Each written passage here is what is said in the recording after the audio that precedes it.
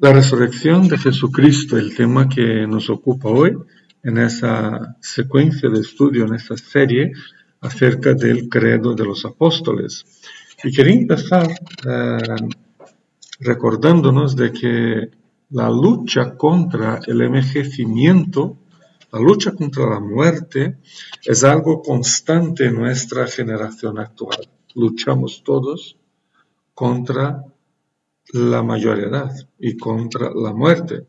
Es como una especie de virus que nos contamina, que nos contagia a casi todos, ¿no? Por ejemplo, la gente camina todos los días, se destroza en los gimnasios.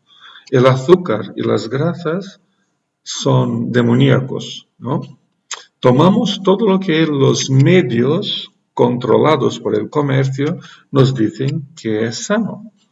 Y vamos siguiendo una corriente filosófico-económica que tiene muy fuertes aires de una secta religiosa, y a todo ese paquete lo llamamos salud.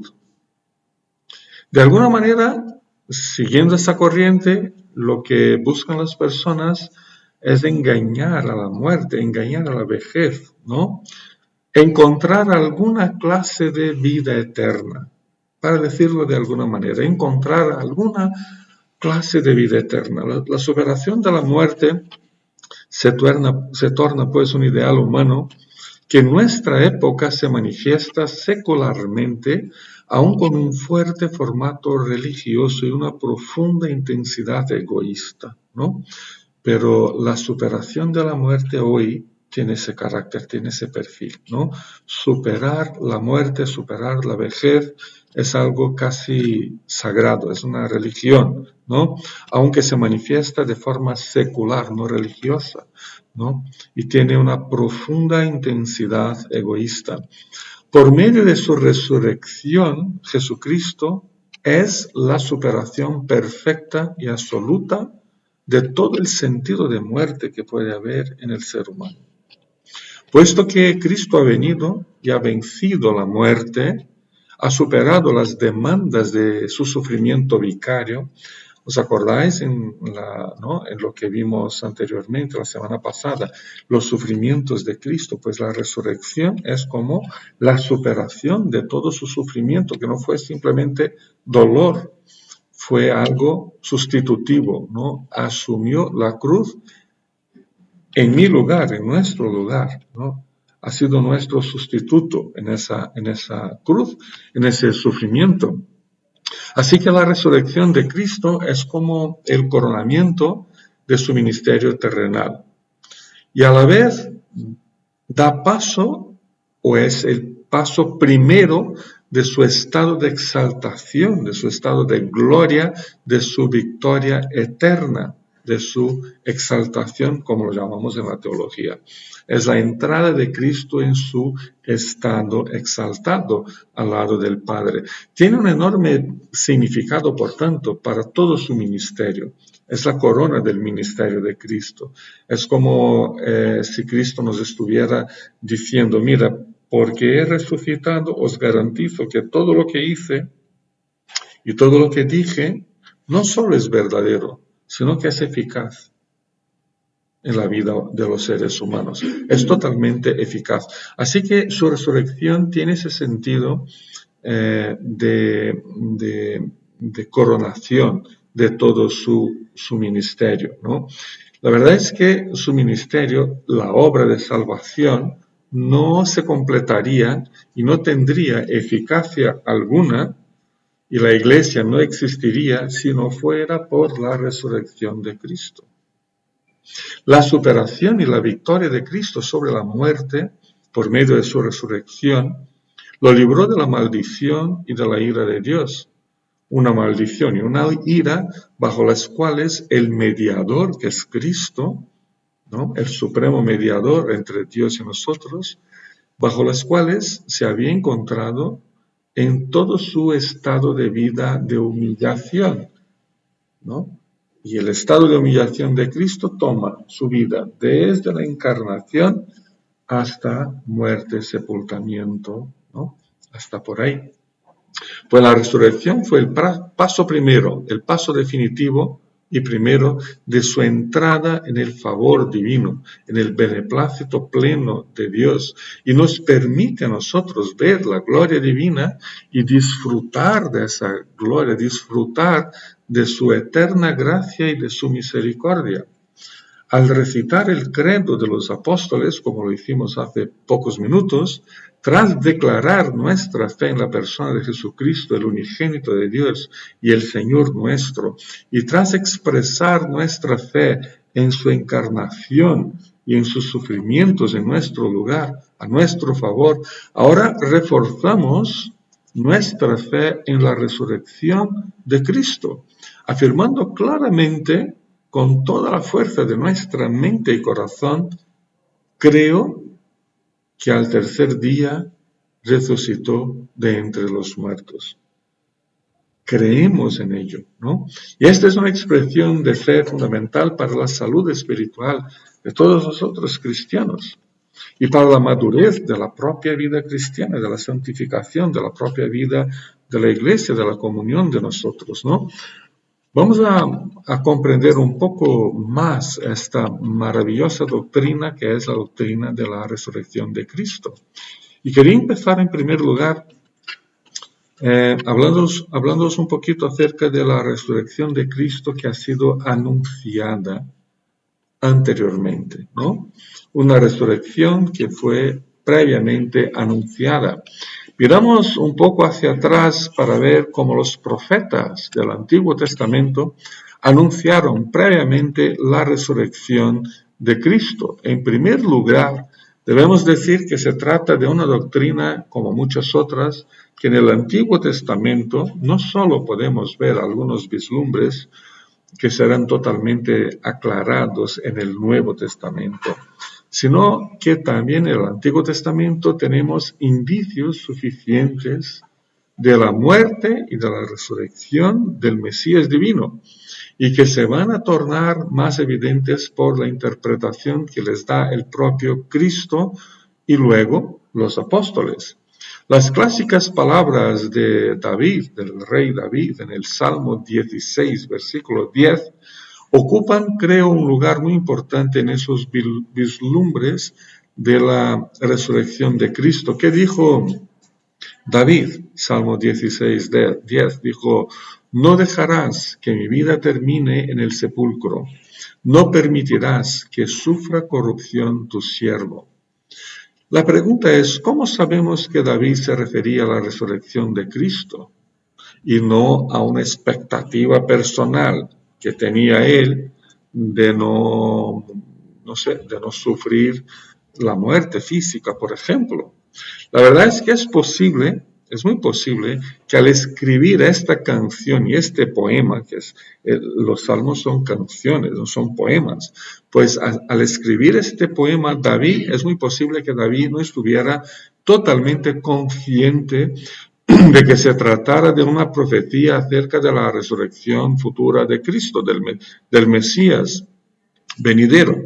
Sin embargo, el apóstol Pedro, en su famosa predicación del día de Pentecostés, y eso lo tenemos en Hechos, capítulo 2, los versículos 29 a 32, Pedro nos saca de duda, ¿no?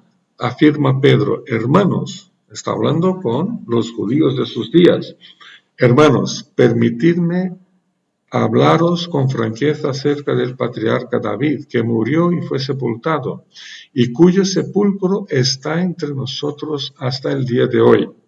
La primera palabra de Pedro es: David era profeta, pero murió. Era el rey más importante de nuestro pueblo de Israel, pero murió, ¿no? Tenemos duda de su muerte, pues el sepulcro está ahí hasta los días de hoy.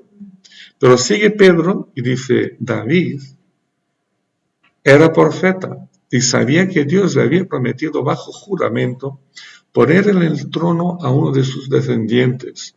Fue así como previó lo que iba a suceder.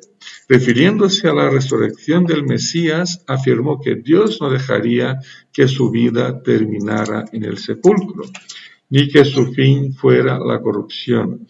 A este Jesús, concluye el apóstol Pedro, Dios lo resucitó, y de ello todos nosotros somos testigos, ¿no? Lectura del libro de los Hechos, capítulo 2, 29 a 32, donde el apóstol Pedro interpreta lo que dijo David en el Salmo 16, versículo 10, y dice, pues lo que está diciendo David, lo que dijo David hace siglos, se cumple con la resurrección de Cristo, ¿no? Con la resurrección de Cristo. La verdad es que este Salmo 16, versículo 10, es como si fuera el texto más importante del Antiguo Testamento acerca de la resurrección de Jesús. Pero además del Salmo, hay otros textos en el Antiguo Testamento que aluden también a la resurrección de Cristo. Y podemos mencionar, por ejemplo, de paso, a Isaías capítulo 26, 19, donde leemos, pero tus muertos vivirán, sus cadáveres volverán a la vida. Despertad y grita de alegría, moradores del polvo, porque tu rocío es como el rocío de la mañana, y la tierra devolverá sus muertos. Claro, se refiere en plural a la resurrección final de todos nosotros, ¿no? Pero encuentra ahí ya un camino de fe en el tema de la resurrección, que se va a consolidar con la resurrección de Cristo, que es las primicias de los que duermen, ¿no? Como dice el apóstol, el primero de los muertos, ¿no? Oseas, el profeta Oseas, capítulo 6, versículo 2, dice, después de estos días nos dará vida. Al tercer día levantará y así viviremos en su presencia. Al tercer día, una referencia clara a la resurrección de Cristo. Además, el propio Jesucristo anunció su resurrección, claro, y también su muerte, ¿no? Antes, ¿no? Texto como el de Mateo capítulo 16, 21, nos lo deja eso muy claro cuando dice Mateo, o dice Cristo, por las palabras aquí de Mateo, cuando dice, desde entonces comenzó Jesús a advertir a sus discípulos que tenía que ir a Jerusalén y sufrir muchas cosas a mano de los ancianos, de los jefes de los sacerdotes y de los maestros de la ley, y que era necesario que lo mataran y que al tercer día resucitara. Claro, y tras haber resucitado, cuando cenaba con el matrimonio de Emaús, ¿no? La pareja que iba de Jerusalén tras la crucifixión de Cristo, bueno, tras la crucifixión y tras la resurrección, ¿no? La pareja que iba de vuelta a casa, así desalentados porque su maestro ya no estaba, habían matado a su maestro. Cristo les encuentra en el camino, y eso es importante porque ¿dónde Cristo nos encuentra a cada uno de nosotros? Pues en nuestros caminos, buenos o malos, ¿no? Es donde Cristo nos encuentra.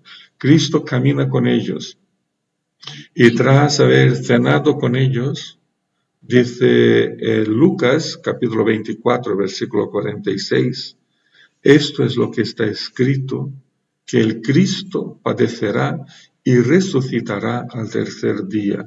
Es cuando entonces se abren los ojos y la mente de estos dos discípulos de Cristo y pueden entender y comprender perfectamente que la muerte de Cristo ha sido redentora y que ha sido coronada por su resurrección, ¿no? Entonces, la resurrección de Cristo no es algo que tenemos noticia en el Nuevo Testamento, ¿ya? Había sido preanunciada también en el Antiguo Testamento. En segundo lugar, quería comentaros algo sobre la resurrección de Cristo como un hecho incontestable, ¿no? Es un hecho incontestable. Mucha gente, muchas personas, incluso muchos cristianos, ¿no? Niegan la resurrección de Cristo o la consideran una figura de lenguaje, un símbolo, ¿no? Un símbolo de que mi vida va a mejorar, por ejemplo, ¿no? Que Cristo ha resucitado dentro de mi corazón, una especie de simbolismo de una vida humana mejor. Y eso no es nada novedoso, ¿no? El primer intento de negarse a la resurrección de Cristo, no sé si os acordáis, ha sido por los sacerdotes judíos en los propios días del suceso, cuando se mancomunaron con los soldados y mantuvieron la mentira de que los discípulos habían ido por la noche, robado el cuerpo de Cristo y se inventaron la historia de la resurrección. Y esa historia la tenemos contada por Mateo, Mateo capítulo 28, los versículos 11 a 15, ¿no? Entonces, eso de que hay gente que niega la resurrección, pues eso no es nada novedoso. Venimos conviviendo con eso a lo largo de más o menos 2000 años de historia, ¿no? Sin embargo, nosotros afirmamos la resurrección de Cristo, tal como la vemos en las Escrituras Sagradas, en la Biblia Sagrada. Y el credo de los apóstoles es un credo que nos ayuda a afirmar y expresar nuestra fe en la resurrección de Cristo. Y es muy importante para nosotros tener claro que los evangelios nos muestran algo muy especial acerca de la resurrección de Jesús. Por ejemplo, en primer lugar, la Biblia nos presenta al sepulcro vacío. El ángel que movió la piedra, una piedra que podía pesar cerca de 2 toneladas, no movió la piedra para que Cristo pudiera salir del sepulcro como si esa roca lo impidiera, ¿no?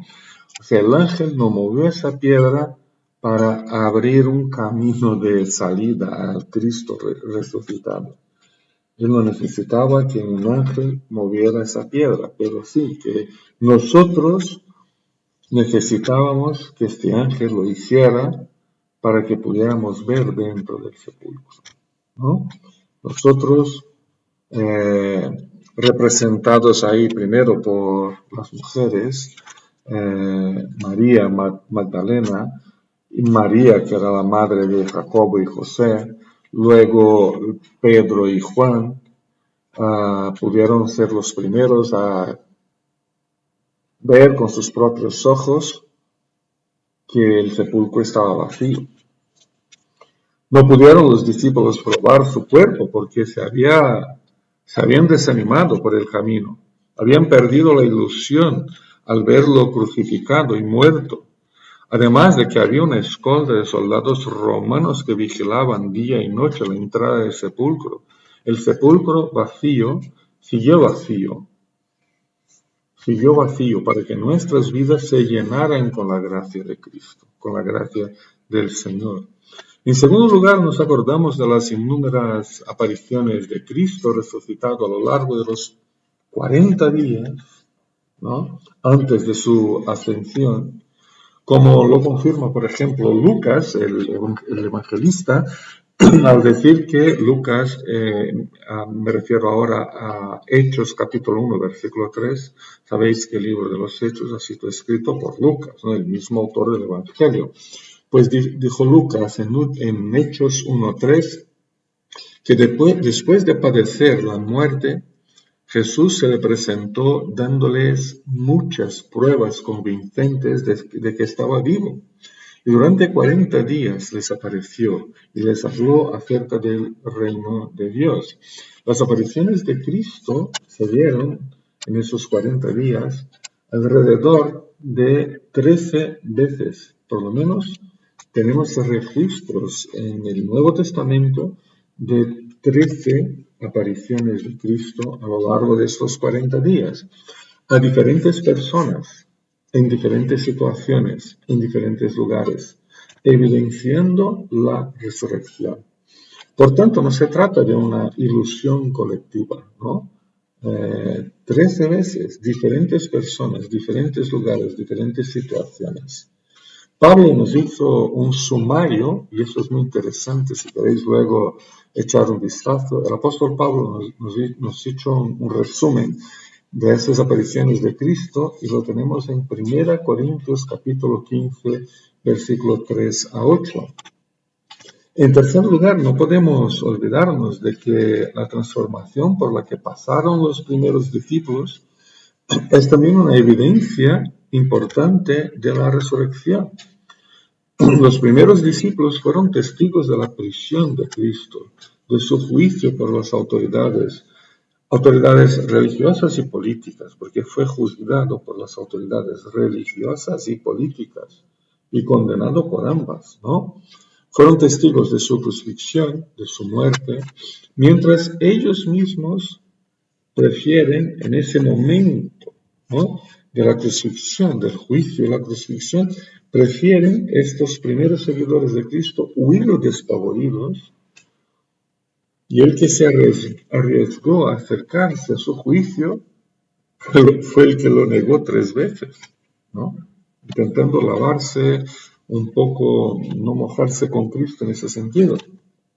Pero tras la resurrección sus vidas han cambiado por completo, y eso es lo que más impresiona a las personas que se detienen a estudiar la resurrección de Cristo.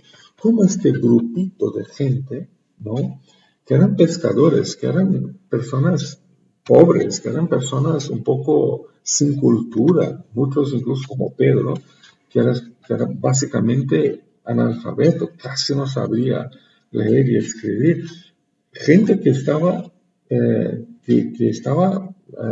desesperada porque su maestro fue juzgado, fue condenado, fue crucificado, y ahora estaban huyendo, despavoridos, ¿no? ¿Cómo que tras la resurrección se renuevan? Y una renovación que mantiene ese grupo que fue creciendo por semanas, luego por meses, por años, por décadas, y que hoy estamos aquí, ¿no? Y que hoy estamos aquí.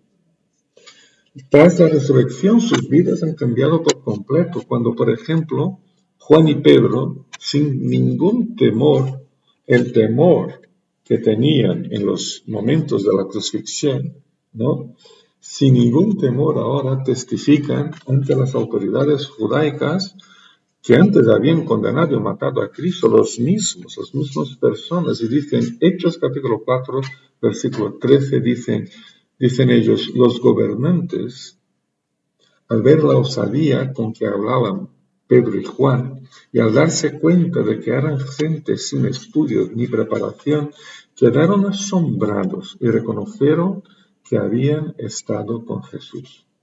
Cuando dice el texto, reconocieron que habían estado con Jesús, no es que habían estado con Jesús a lo largo de los 3 años como seguidores, no.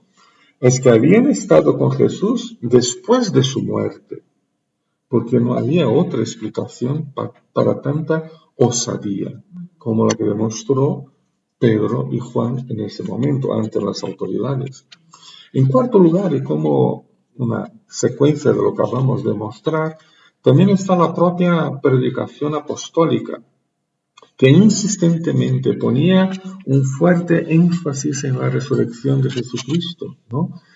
Siempre que predicaban, hablaban de la resurrección, ¿no? Desde el primer sermón cristiano predicado en toda la historia, ¿no? Y el predicador ha sido Pedro en el día de Pentecostés. Hechos capítulo 2, tenemos incluso ahí el sermón que predicó, que ya lo hemos mencionado hace poco, ¿no? Hasta hoy, ¿no? Hasta hoy, siempre la resurrección de Cristo marca el tono, marca la secuencia de lo que la Iglesia predica a sí misma y al mundo. Por ejemplo, en Atenas, cuando el apóstol Pablo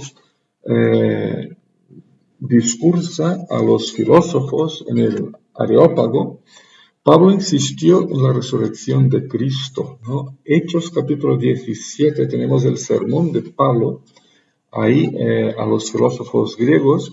En el versículo 31 dice que Dios, palabras de Pablo a los filósofos, Dios lo ha levantado de entre los muertos. Palabras que levantaron reacciones negativas por parte de sus oyentes, ¿no? No querían escuchar sobre eso de la resurrección. los griegos.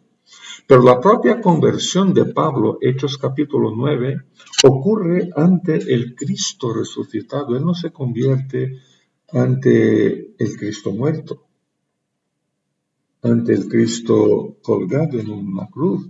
Él se convierte, él es encontrado en su camino de muerte hacia Damasco, donde iba con cartas que le autorizaba a prender, incluso si hubiera, si fuera el caso, matar a cristianos. Él seguía un camino de muerte y Cristo lo encuentra ahí en ese camino de muerte.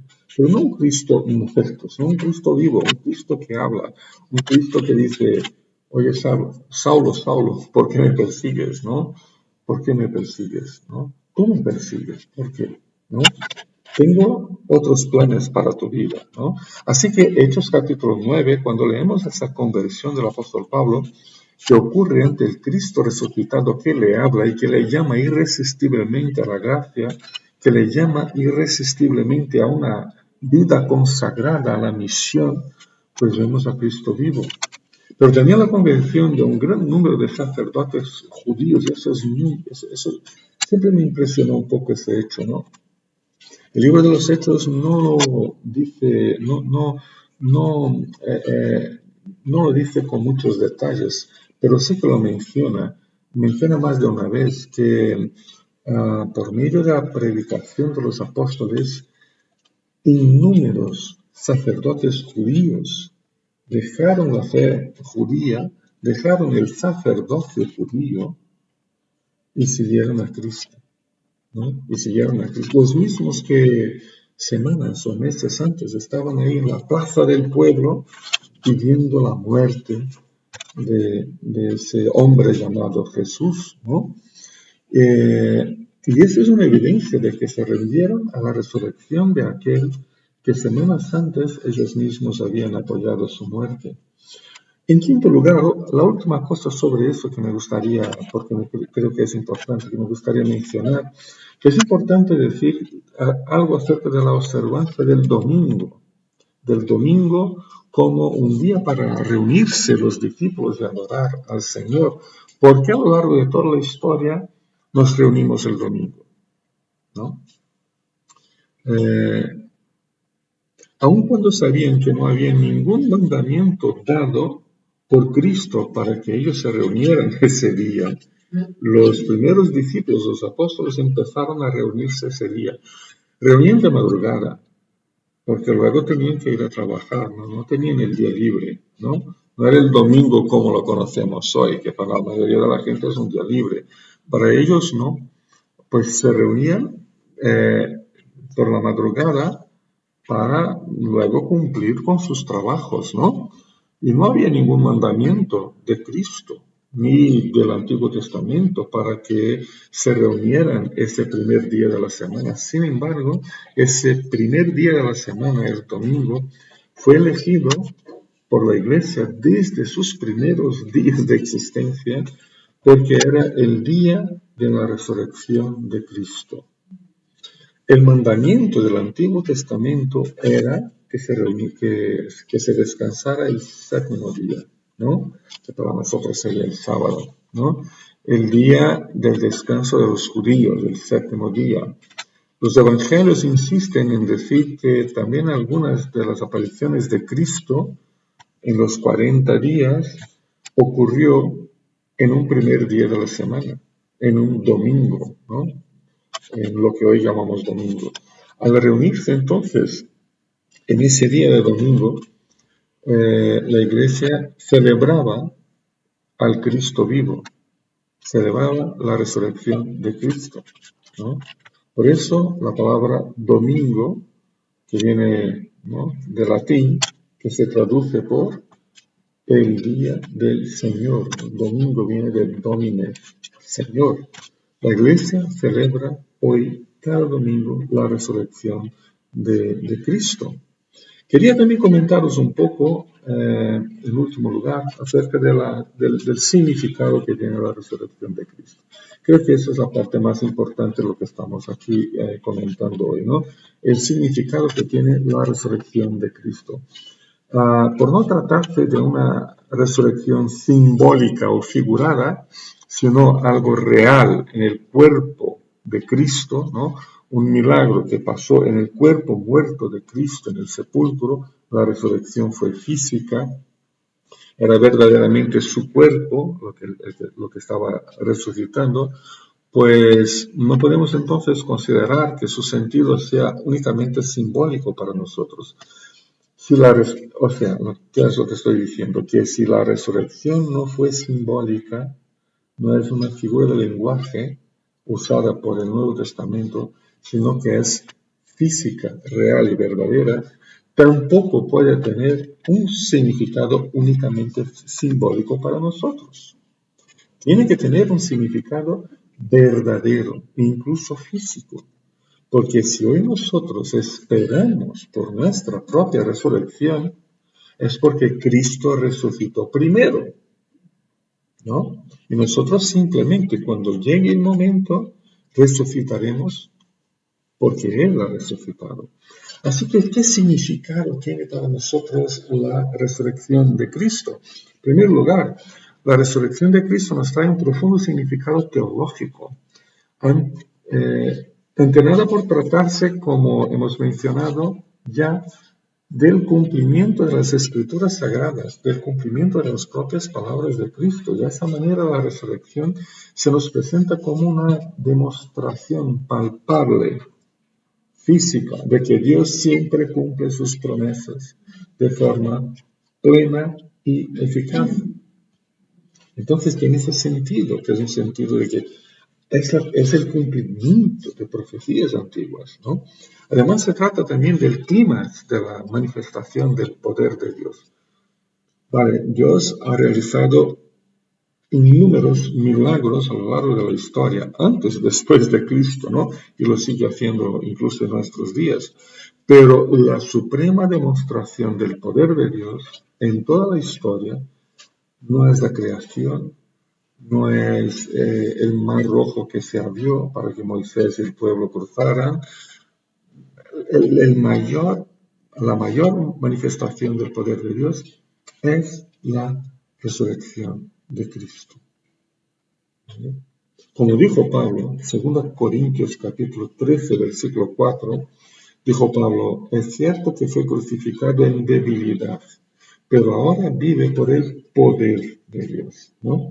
De igual manera, dijo Pablo, nosotros participamos de su debilidad, pero por el poder de Dios viviremos con Cristo, viviremos por Cristo. Por tanto, el poder de Dios se manifiesta en la resurrección de Cristo. Dios, por tanto, reafirma con la resurrección, reafirma el hecho de que Cristo es su Hijo eterno. Reafirma la filiación divina y eterna de Cristo, dando cumplimiento victorioso y dando aprobación divina a todo su ministerio. Todo lo que hizo y ha dicho Cristo está aprobado por Dios, tiene el sello de aprobación de Dios, ¿no? Y ese sello es la resurrección. Por tanto, es importante para nosotros. En segundo lugar, la resurrección de Cristo nos trae un significado no solo teológico, pero también para nuestra propia salvación eterna. ¿Por qué? Porque se trata del fundamento mismo del nuevo nacimiento, ¿no? La conversión, la salvación, el nuevo nacimiento, como lo llamamos, se fundamenta en el hecho de que Cristo está vivo y no muerto. Como dijo Pedro, 1 de Pedro, capítulo 1, 3, dijo el apóstol, alabado sea Dios y Padre de nuestro Señor Jesucristo, por su gran misericordia nos ha hecho nacer de nuevo. Por su gran misericordia nos ha hecho nacer de nuevo mediante la resurrección de Jesucristo, para que tengamos una esperanza viva. Entonces, nos ha hecho nacer de nuevo por medio de la resurrección de Cristo. Eso significa que por medio de la resurrección, Cristo nos ha conquistado para la vida eterna. Una vida eterna que ya la empezamos a vivir aquí y ahora. Una vida eterna que nos compromete con los valores, los contenidos de la salvación de Cristo. Romanos 4:25, en cuanto a eso, creo que es un texto muy importante porque dice: Él fue entregado a la muerte por nuestros pecados y resucitó para nuestra justificación, ¿no? La muerte y la resurrección se complementan, por supuesto, como un acto de salvación, un acto de perdón, de misericordia, de gracia. Cuando éramos enemigos de Dios, dijo Pablo, cuando éramos enemigos de Dios, fuimos reconciliados con Él mediante la muerte de su Hijo. Con tanta mayor razón, habiendo sido reconciliados, seremos salvados por su vida, no por su únicamente muerte, pero por su vida. Sin su muerte y sin su resurrección, únicamente nos quedaría la condenación eterna. Pero también la resurrección de Cristo nos trae un significado proclamador, querigmático, ¿no? Proclamador. Lo que significa que es la resurrección de Cristo el evento que más sentido le da a la genuina proclamación de la palabra y del Evangelio de Cristo al mundo. ¿Cómo podríamos evangelizar si no creyéramos en la resurrección de Cristo? Imposible.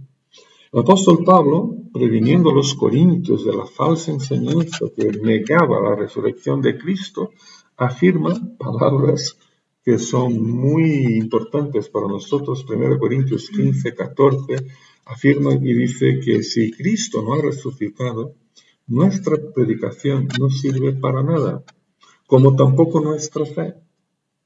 Aún más, resultaríamos falsos testigos de Dios. Así que es muy importante de cara al mundo como iglesia, ¿no?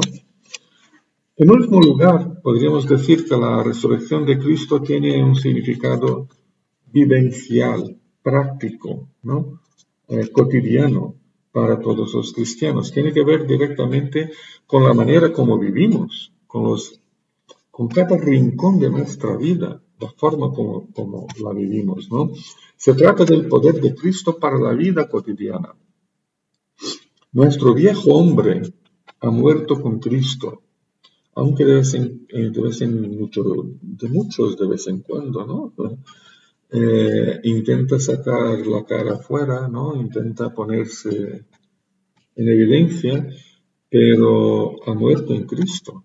Y por el poder de su resurrección se levanta dentro de todos nosotros un nuevo hombre y una nueva mujer, vivos para Dios, que andan con Dios, que se comportan como hijos e hijas de Dios, que se consagran, que se santifican enteramente a Dios, que fructifican para Dios, que glorifican en todo a Dios. Esa es nuestra vida, es la vida que tenemos que seguir, ¿no? Además, el significado de la resurrección de Cristo para nuestras vidas también nos llena de una firme y verdadera esperanza en la acción futura de Dios y de Cristo, por medio de la que vamos también nosotros resucitar un día para la vida eterna.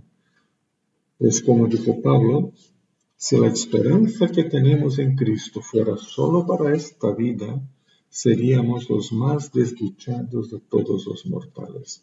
1 Corintios 15:19. Concluimos. En conclusión, quería decir que al recitar las palabras del credo de los apóstoles, cuando dice ahí, creo que al tercer día resucitó de entre los muertos, pues al decir estas palabras expresamos la certeza de la resurrección de Cristo y declaramos positivamente que nadie hace ningún progreso en la escuela de Cristo a no ser que espere jubiloso por el día de su muerte y resurrección final. Yo cito estas palabras de Juan Calvino, siglo XVI.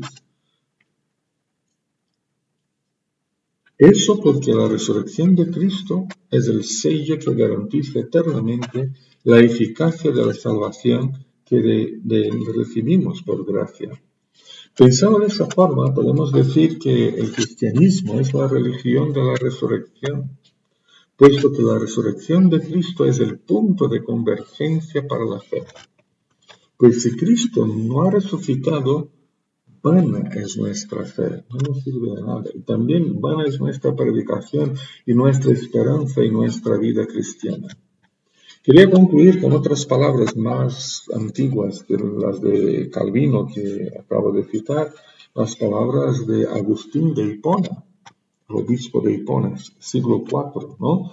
Agustín dijo, la fe de los cristianos no es admirable porque creen en el Cristo que ha muerto, sino en el Cristo que ha resucitado. Pues también el pagano cree que él ha muerto y te acusa como si de un crimen fuera de creer en un muerto. ¿Qué tienes, por tanto, de admirable? El creer que Cristo resucitó y esperar que resucitarás por Cristo. Esta es una fe admirable, dijo Agustín. Esta es la fe de los cristianos. Que Dios nos bendiga, hermanos. Amén.